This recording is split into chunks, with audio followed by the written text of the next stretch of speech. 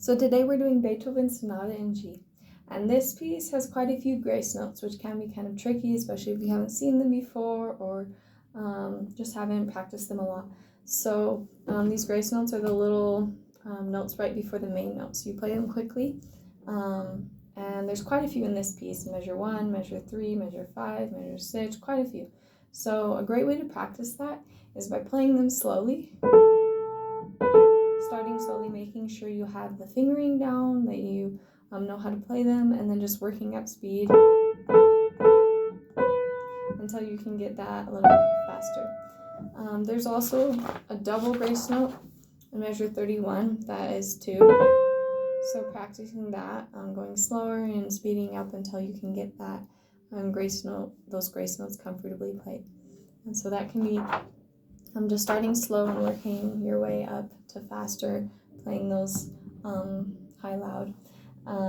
This piece also has quite a few change in hand position. So it starts up here in the left hand, moves down here, moves back up here, moves down. The right hand as well is all over the place. So circling these measures where the left hand or the right hand changes hand position can be helpful.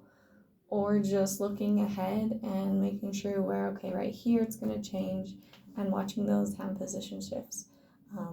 There's also some tricky fingerings in measure 13 and 14. The hand crosses over, so making sure you know those, going well slow beforehand, before playing the whole piece, to check the fingerings. And this is a good song to just start hands alone, to make sure you know the fingerings, that you're able to play it, and practicing those little things. There's also, on the third and fourth pages, is a different variation of this. And the left hand starts with blocked intervals, and then as it repeats the melody, it's broken. So making sure you know it's blocked first, and then it's broken the second time around. And then watching the dynamics, there's a lot of crescendos, decrescendos. It goes from piano to forte, so lots of different dynamics. And then in measure 31, there's a tricky rhythm, because most of the piece is just eighth notes or quarter notes. But in measure 31, it has a dotted eighth note. So this rhythm could be a little tricky. And so practicing that beforehand, so it's...